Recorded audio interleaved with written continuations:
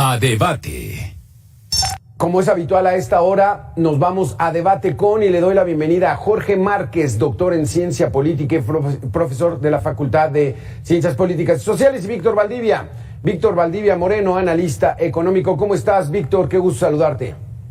Hola, muy buenas tardes, gracias por la invitación. Víctor, pues entonces, según algunas fuentes nos han comentado que el nombramiento es hoy, máximo mañana.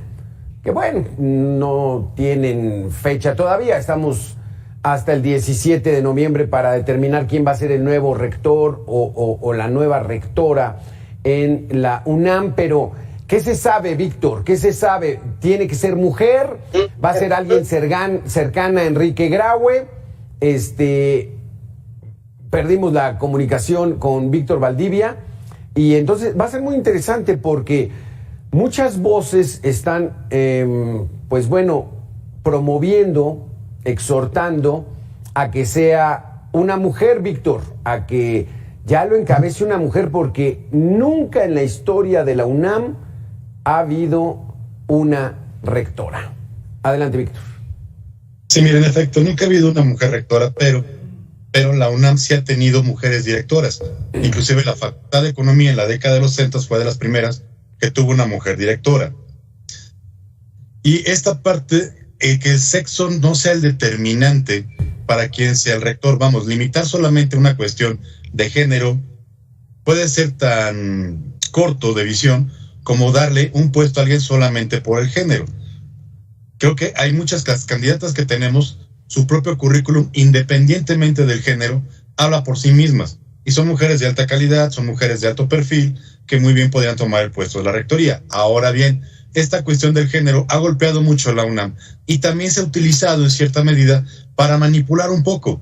Antes de que estuviera el COVID, acuérdate que tuvimos facultades cerradas debido principalmente a estas cuestiones del feminismo, que no es que no esté a favor de ellas para nada, no me malentiendan, pero también es verdad que muchas veces se llegó a utilizar para poder tener acciones de choque o de golpeo dentro de la misma institución, y se utilizó a estas radicales, este feminismo radical, para imponer agenda en distintas instituciones. Entonces podemos correr el riesgo de que en algún momento también se utilice la cuestión de género para imponer alguna cuestión más allá de la autonomía universitaria. El género no limita. En la UNAM el género jamás ha sido limitante. Jamás. Simplemente es otro de los elementos. Es verdad, no hemos tenido una mujer rectora. Debería ser tiempo, el tiempo ha sido siempre, y siempre ha habido grandes candidatas. Pensar que la Junta de Gobierno ha tomado el género para no decidirlo, yo lo veo muy limitado, puesto que en la Junta de Gobierno también está integrado por mujeres, y por grandes mujeres. Ya ha habido grandes candidatas a dirección, ha habido grandes candidatas a todo, y hay mujeres que tienen puesto de mando en la UNAM bastante fuerte. Mucho de nuestra investigación se respalda en la parte de las mujeres, igual que en la parte de los hombres, igual que en la parte de la comunidad LGBTQ. O sea, no, la UNAM no es una cuestión de género. En esa parte, no lo veo una limitación de género. Yo creo que lo que tiene que marcar la universidad es quién es el que tiene la mejor capacidad, el mejor currículum y los mejores elementos para poder mantener a la universidad en estas cuestiones que ha sido tan peso. El maestro Graue... Entiendo el argumento, Víctor, o sea, nunca ha sido impedimento, pero las circunstancias están alineadas en estos tiempos porque al parecer vamos a tener la primera mujer presidenta. Vamos a tener, de acuerdo al INE, a la discusión que están llevando, que incluso ya está en el tribunal, el INE de las 9 gubernaturas está proponiendo que 5 sean ocupadas por mujeres. Esto bajo un principio de equidad de género que está muy en boga en estos momentos, Víctor. Sí, pero es diferente porque en el esquema político nacional lo que llegamos a tener es que se utilizó esta cuestión de género para favorecer a algunos partidos políticos. Vamos, recordemos las famosas Adelitas que ocuparon su lugar dentro de su nivel de cuota que se daba a mujeres y ya después renunciaron o solamente levantaron dedos. Tú te vas a haber acordado. El público que nos está escuchando puede acordarse de esta parte de las Adelitas. Entonces, esto obligó a que se tenían que hacer reformas dentro del mismo estatuto para que tuvieran mayor peso las mujeres y se les tomara más en serio y no se les utilizara de la manera tan vil como se llegó a usar en la política mexicana, de sí, eres la diputada, eres la senadora, ya tomaste el puesto, tómate la foto, renuncia y que suba un señor a tomar el cargo. Aquí no, aquí se está buscando una reforma muy diferente. Sí, efectivamente, todo pinta que ya sea por Morena o por la Alianza, vamos a tener una mujer presidenta, y qué bueno, pero yo quiero pensar, y yo quiero entender, al menos como yo lo entiendo a nivel personal, yo así lo entiendo a nivel personal, que tanto la maestra, tanto la doctora Sheinbaum como la ingeniera Xóchitl Gálvez, las dos están ahí por su capacidad intelectual, por su experiencia probada en el poder, por todo lo que han demostrado y han hecho, y no solamente por ser mujeres. Si las redujéramos solamente que están ahí por ser mujeres, entonces estaríamos afectando al feminismo en su base. Creo que las mujeres han demostrado, históricamente hablando, que tienen la misma capacidad que los hombres, inclusive resistencia física, siempre he dicho que mayor que los hombres. Ellas resisten más el dolor que nosotros, resisten más condiciones físicas y demás. Y yo nunca he considerado, al menos no considero que el género sea un limitante. Sí, efectivamente, no puedo decir que ha sido así toda la vida, sería estúpido. Efectivamente, a la mujer se les ha luchado y ha peleado para estar donde está. Y muchas de las grandes feministas de México están en la UNAM. Y mucho de esta lucha feminista, de esta lucha de género, de igualdad, nace y se lucha en la UNAM, en los salones, en las cátedras.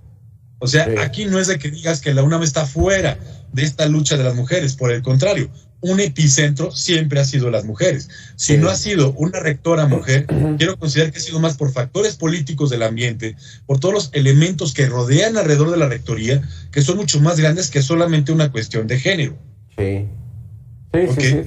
Y hay muchas profesoras, ¿no? Hay muchísimas profesoras.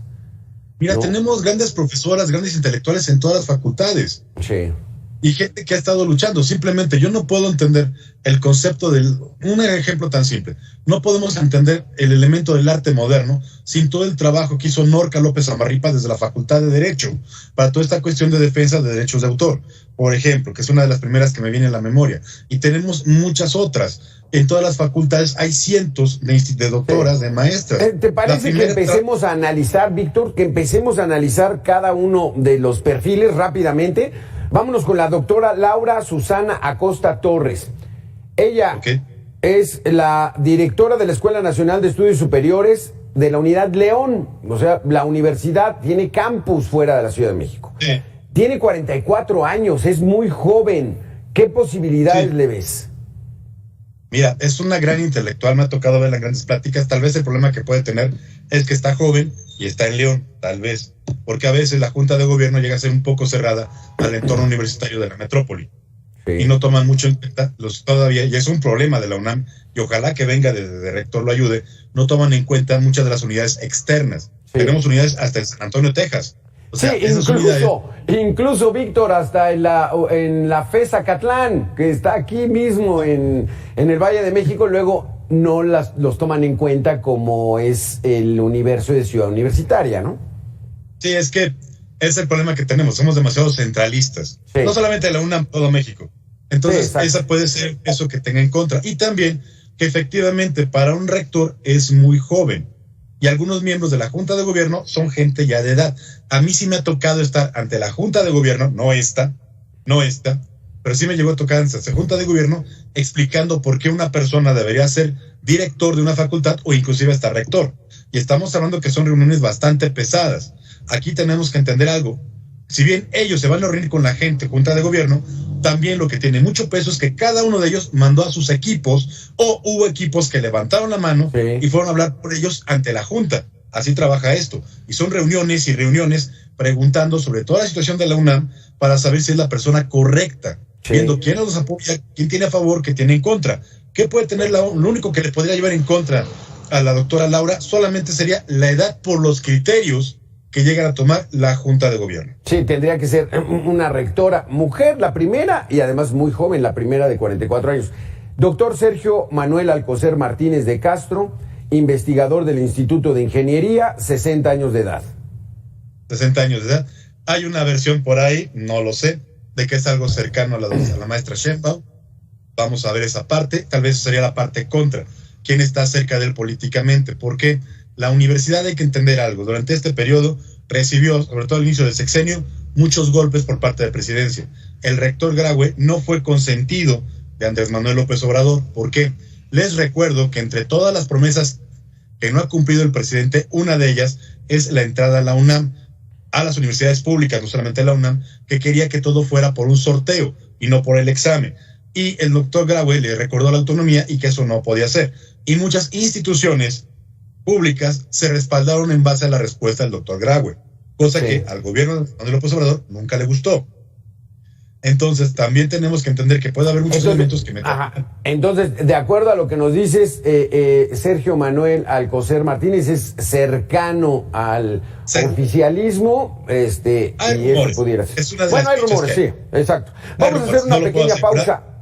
Vamos a hacer una pequeña pausa, Víctor, y regresamos con los perfiles, porque estamos prácticamente a horas de saber quién es el nuevo rector en la UNAM. Volvemos en 2 minutos.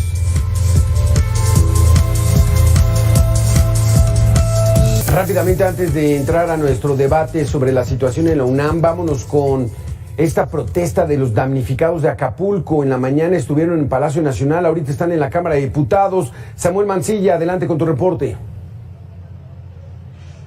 Gracias, Beto. Muy buenas tardes. Efectivamente, esta mañana esta comisión de la caravana denominada Acuérdate de Acapulco intentó ingresar a Palacio Nacional para dejar un escrito en el que traen ya redactadas sus peticiones directas hacia el presidente para que les destinen recursos para el apoyo a la reconstrucción del puerto de Acapulco y del estado de Guerrero en su conjunto. Sin embargo, no fueron recibidos. Hubo ahí un conato de enfrentamiento con autoridades porque ellos querían pasar para que les firmaran o les sellaran de recibido. Sin embargo, esto no ocurrió. Luego de este intento fallido de ser escuchados en Palacio Nacional, se desplazaron alrededor de las 10 de la mañana hasta la Cámara de Senadores, donde tuvieron una entrevista, un encuentro con senadores de la Comisión de Turismo, a quienes también expusieron pues sus necesidades, porque ellos argumentan, se están maquillando cifras y se está diciendo información errónea o imprecisa sobre la gravedad del impacto que tuvo Otis en toda la población allá en el puerto de Acapulco. Y alrededor de la 1 de la tarde llegaron hasta este recinto legislativo, también en la Cámara de San Lázaro, en la Cámara de Diputados, donde se encuentran en este momento esperando también una resolución para ver si van a recibir apoyos económicos principalmente para la reconstrucción de todas las viviendas y negocios que resultaron afectados en el puerto de Acapulco y en el estado de Guerrero.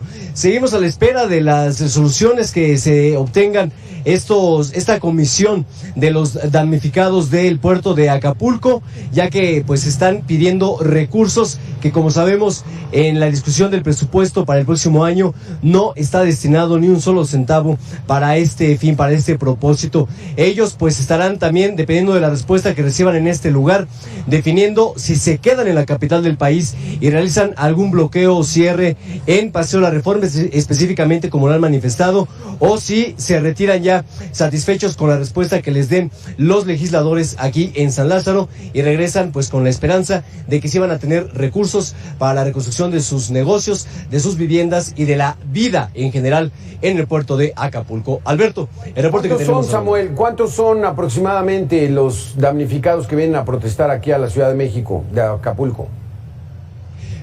La caravana está conformada por aproximadamente 300 personas que llegaron en sus vehículos y en un par de camiones también del servicio público de transporte de Acapulco, pero a esta comisión pues solamente han ingresado un número reducido de no más de 10 personas, son los que han estado haciendo estas interlocuciones, intentando entrar a Palacio Nacional. Entraron a la Cámara de Senadores en la mañana y que están aquí al interior del Palacio Legislativo de San Lázaro en estos momentos. Es que dentro de esas 3,000 reservas que presentaron diputados de oposición al presupuesto, pues viene esto, que haya un remanente presupuestal para apoyar al puerto de Acapulco, que está absolutamente devastado, y que las autoridades pues dicen que ahí va caminando, pero la verdad es de que va muy lenta la ayuda. Gracias, Samuel Mancilla, por tu reporte. Muy buena tarde. Gracias. Vámonos nuevamente con Víctor Valdivia. El siguiente en análisis, Víctor. Doctor Luis Agustín Álvarez y Casa Longoria, hermano del senador, y tiene 67 años, también de la Facultad de Ingeniería como Alcocer. Él tendría el problema de que está ligado al senador y tiene este problema de que la familia y Casa está muy ligada actualmente a grupos que Morena no quiere mucho. Aquí tenemos que entender algo. A ver, el puesto de rector de la UNAM no es como cualquier rector de cualquier universidad, con todo el respeto que merecen todas. Regularmente el peso que tiene es un peso político muy grande. Inclusive durante años en el pasado llegaron a haber personas que equivalían, que decían que el rector de la UNAM pesaba tanto como un secretario de Educación Pública. Entonces estamos hablando de que tienes una imagen que sí va a chocar no con un secretario de Educación, sino inclusive hasta con el presidente de manera directa. A lo mejor eso buscarían, Víctor, ¿no? Si la UNAM quiere la autonomía, pues poner a Álvarez sería un choque de frente. Sería poner un tráiler a chocar contra otro tráiler. O sea, podría ser inclusive hasta como una provocación. Es como poner a dos toros de lidia. Claro. Y amarrarle listones rojos en los cuernitos a cada uno. Con todo el respeto. Hay que ver, Víctor. A ver, vámonos con el siguiente. Raúl Juan Contreras Bustamante, Facultad de Derecho. Hace mucho que no tenemos un rector de la Facultad de Derecho. Creo que el último fue Jorge Carpizo, ¿no? Allá en 1986, 89. Sí, la Facultad de Derecho perdió. Él tiene el problema de que se vio un poco lento en las cuestiones de género, precisamente, porque hubo algunos comentarios de profesores, algo que rayan en la misoginia o son misóginos abiertamente, perdón que lo diga así, y él se vio un poco frío y lento a la hora de atender esta problemática. Entonces, si bien estamos hablando que el género no es un limitante, tampoco puedes poner una imagen que no dé el peso necesario para esta transformación que estamos buscando. Es lo que lo podría pesar y lo que podría tener en contra es esta parte de que digan, ok, en tu gestión como director, ¿cómo atendiste esta problemática? Y al no atenderla, puede generar muchas cosas en contra. Ese es el problema que tiene. Y que los grupos de derecho, desde Carpizo para acá, efectivamente traen una tarjeta roja. Exacto. La doctora Patricia Dolores Dávila Aranda, ella tiene 69 años, es la actual secretaria de Desarrollo Institucional de la UNAM, tiene su licenciatura en la Universidad Autónoma Metropolitana, ya después maestría en ciencias en la UNAM, ha trabajado muchísimos años en la universidad, pero ¿cómo ves a la doctora Patricia Dolores? Regularmente la Junta de Gobierno, generalmente tanto para director, para estos puestos buscan gente que se haya creado 100% en la UNAM. Si bien la doctora es una catedrática al 100% y admiro su trabajo, tengo que reconocerlo, tal vez, la Junta de Gobierno podría ponerle el pero de que su licenciatura es de la UAM, no de la UNAM, y que su formación original inició allá. Ha habido muchos grandes talentos en la UNAM que no llegaron más allá porque su licenciatura era de otra universidad. Clemente Ruiz Durán pudo haber sido director de la Facultad de Economía sin problema y más allá, pero como era egresado de la Autónoma de Nuevo León, nada más como un director de un centro de investigaciones.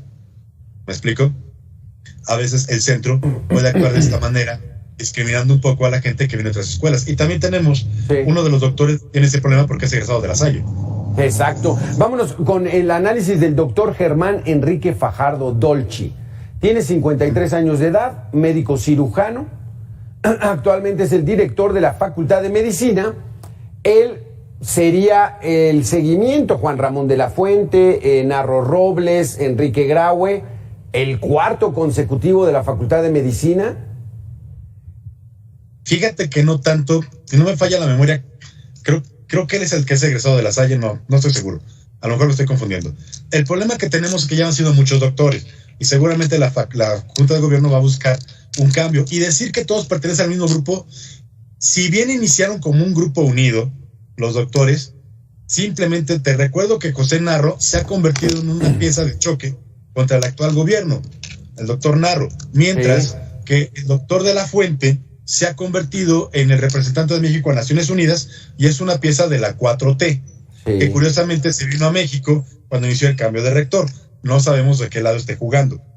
Y al mismo tiempo se vuelve un poco irónico que Juan Ramón de la Fuente se convirtió en una pieza de Morena y de la 4T cuando él fue el rector que metió a la PFP en la huelga del 2000.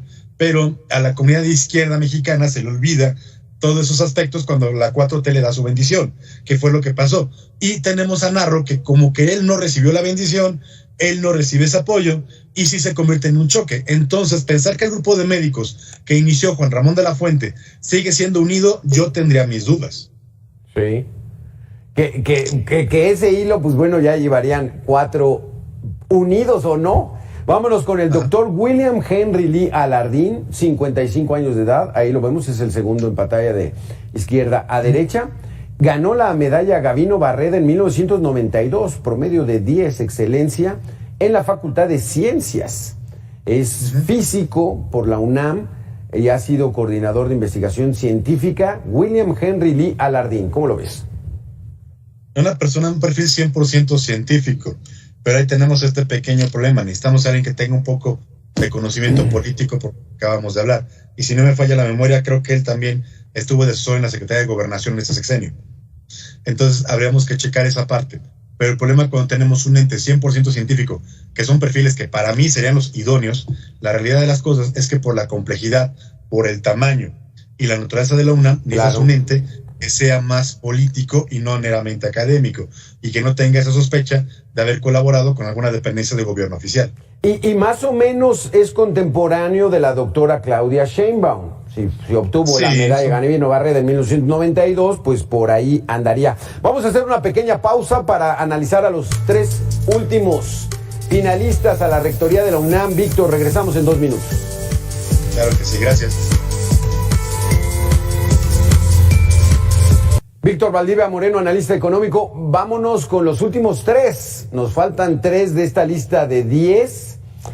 Y es el doctor Leonardo Lomelí Vanegas, actual secretario general, tiene 53 años de edad, es egresado de la Facultad de Economía, rompería esa cadena de los egresados de la Facultad de Medicina, y dicen que es muy cercano a Enrique Graue. ¿Cómo lo ves? Sí, yo lo veo cercano a Enrique Graue. Con él sí sería una continuación a la política del maestro Graue. O sea, sí trae el apoyo de mucha gente dentro de los elementos que he estado platicando, al menos con gente ligada a la historia y demás academias, sí lo comentan como elementos que sí se pueden comentar.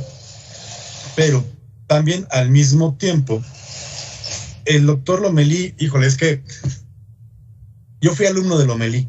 Yo fui su alumno cuando empezó a dar clase en la Facultad de Economía. Él fue mi maestro en la materia de finanzas públicas. Y le tocó exactamente en el 2000, regresando del paro universitario, en un momento muy álgido de la UNAM, en el cual paristas y contraparistas nos veíamos y nos odiábamos y nos agarramos a golpes más de una vez en los pasillos.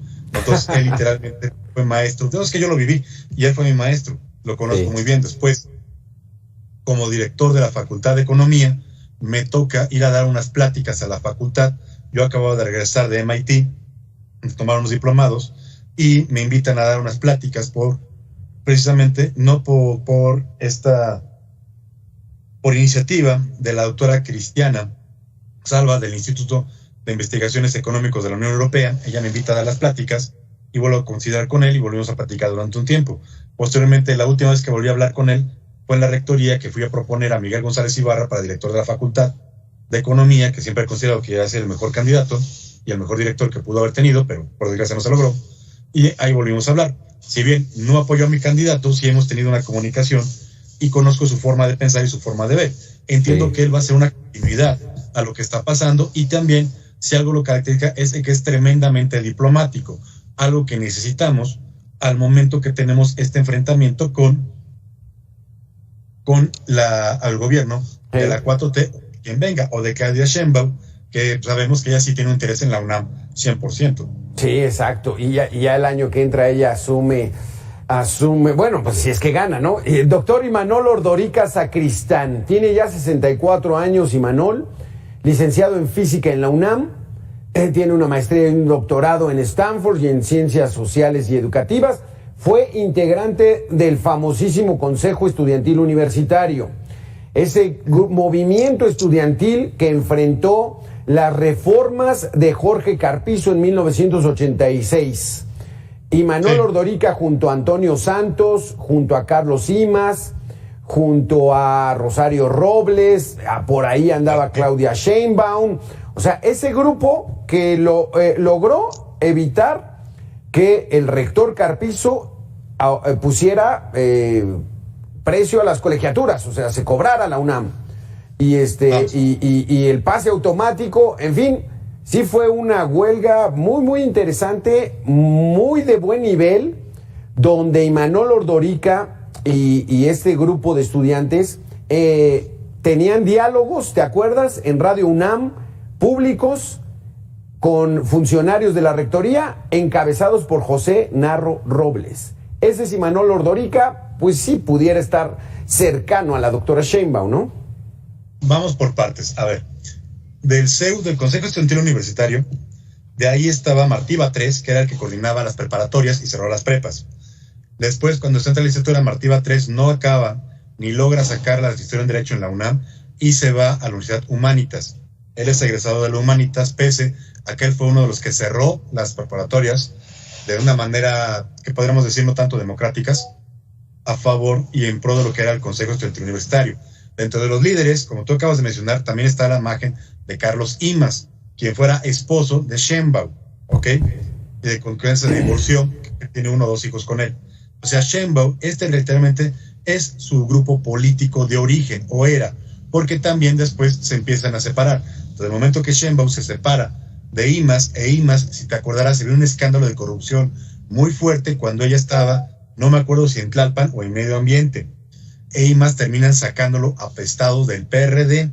Posteriormente, ella después se jala con Andrés Manuel y hay cierto rompimiento. Y hubo un rompimiento también con Martí Batres, que aunque ahorita Martí Batres entra como jefe de gobierno, es más por indicación de Andrés Manuel López Obrador, posteriormente, y es como una pieza de salvamento para Sheinbaum, después de que empiezan a perder las elecciones en la Ciudad de México y pierden la mitad de la ciudad, cosa que nunca había pasado. Sí. ¿Cuál es el problema que tengo con Imanol? Precisamente ese. Es una pieza ligada históricamente a estos grupos que están ahorita buscando el poder.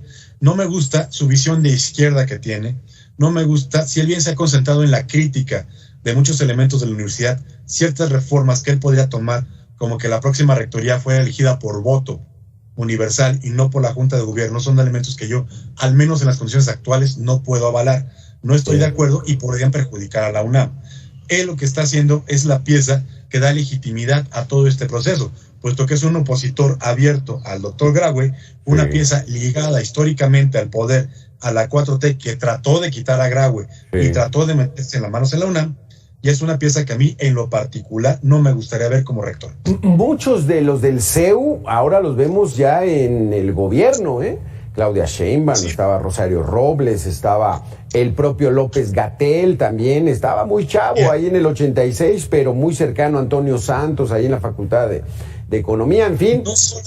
No solamente del CEU, del CGH también. Víctor Hugo Romo, quien fuera después delegado en Miguel Hidalgo, fue consejero estudiantil universitario por la Facultad de Economía y él al mismo tiempo era presidente del juvenil del PRD, con lo cual siempre he dicho que era una violación de la autonomía, y todo en el periodo 2000, y él siempre dijo que era un activista y era una de las fuentes de recursos hacia lo que sería el CGH, y muchos elementos del CGH estaban con él, dándole lata allá en Miguel Hidalgo y buscando acercarse a Claudia Sheinbaum. Lo que pasa es que tenemos que entender que el PRD y Morena se alimentó en buena medida de los activistas que tenía la universidad. Claro. Muchos de ellos iniciaron ahí su carrera política. Y incluso la actual alcaldesa de Iztapalapa, Clara Brugada, también era de esos grupos del Consejo Estudiantil Universitario. Vámonos al último, doctora Guadalupe Valencia García. Ella ha sido maestra, profesora desde 1986, precisamente desde ese movimiento de fortalezas y debilidades, el diagnóstico que presentó Jorge Carpizo para la universidad, y de ahí derivó en el Consejo Estudiantil Universitario y esta huelga que se presentó en la Universidad Nacional. Ella es egresada de la Facultad de Ciencias Políticas y Sociales, al igual que el presidente, Guadalupe Valencia García. Sí, pero ella, aunque es egresada de presidencia, no es una persona que podamos decir que es 100%, al menos yo no la tengo identificada como alguien que fuera 100% pro Andrés Manuel, aunque estaba en la Coordinación de Humanidades y sí tiene cierta comunicación con la 4T. Es una mujer muy capaz, muy inteligente, grandes artículos, recomiendo leerla y seguir todas sus publicaciones y sus investigaciones. Pero estos elementos que estamos teniendo, ella no le vería yo ningún problema a que pudiera llegar a ser. Sí. La prefiero ella sobre Rosaura Ruiz, por ejemplo. Para mí, ella está más capaz y puede ser un poco más independiente que otros y con una mano firme. Dame una terna, Víctor, dame una terna de estos 10. ¿Quién es el que va a salir desde tu perspectiva, antes de irnos? Me estás pidiendo que la apueste. ¿A quién ves? Mira. ¿A quién ves? ¿A Lomelí? ¿A Guadalupe Valencia? al propio Raúl, no, Álvarez y Casa dices que no. A Germán Enrique Fajardo Dolci de la Facultad de Medicina. Está interesante, ¿no? Entonces, lo que sabemos, Víctor, es de que sale hoy el nombramiento o máximo mañana. Mañana ya sería 8 de noviembre. Asume el cargo el 17 de noviembre. Esa es una fecha clave, siempre el 17 de noviembre hay cambio de rectoría, se ratifica al rector. En esta ocasión pues ya estuvo 2 periodos Enrique Graue, hay que tener nuevo rector y eso es lo que vamos a ver. Muy interesante tu diagnóstico, Víctor. Vamos a estar al pendiente y si nos lo permites, pues bueno, ya platicaremos ya cuando esté el nombramiento dado en nuestra máxima casa de estudios. Gracias, Víctor Valdivia. Gracias por haber estado con nosotros. Vamos a hacer una pequeña pausa y volvemos en 2 minutos.